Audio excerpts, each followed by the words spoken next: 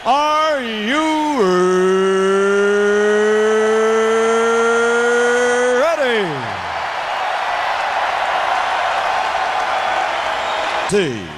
Ladies and gentlemen, let's get ready to rumble!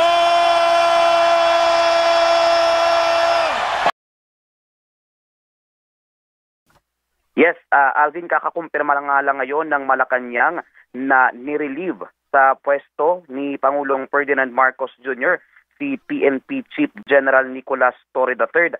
Batay dito sa kopya ng sulat mula sa Office of the President, ang petsa ay August 25 ay kahapon at nakasaad din dito na para daw sa pagpapatuloy at epektibong pagpapaghatid ng public services ng PNP ay pansamantala muna siyang nire-relieve sa pwesto at inaatasan na i-turn over muna yung kanyang mga dokumento at iba pang mga impormasyon na hawak ng hepe ng PNP sa kanyang opisina habang wala pang ina-assign o itinatalaga bilang kapalit na pansamantala bilang PNP chief. Ang permado dito sa dokumento ay si Executive Secretary Lucas Bersamin sa ilalim ng utos ni Pangulong Marcos Jr. With the recent developments, the President was presented with the facts and he determined that the best course of action is to uphold the role of NAPOCOM as it was intended by law. As part of this resolution, the President decided to relieve Police General Torre.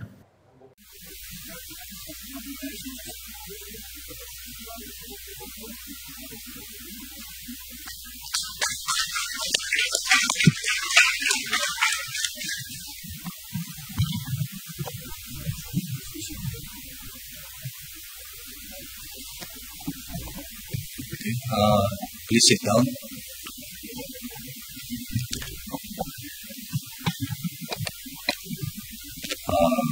My fellow Filipinos, today marks a great opportunity, one that is rooted deep within the aspirations I have valued. As I assume as the chief or to lead the Philippine National Police, I am reminded of the dreams I harbored for a safer, more secure Philippines. A dream where my grandchildren and indeed all Filipinos families can walk our streets without fear. In the next years, as I direct the course of the Philippine National Police, I am committed to ensuring that this institution stands greater than ever before.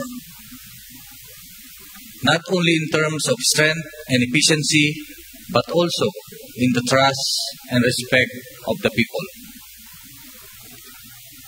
I thank God Almighty for bestowing me this unique opportunity to lead the 228,000 strong personnel of the Philippine National Police.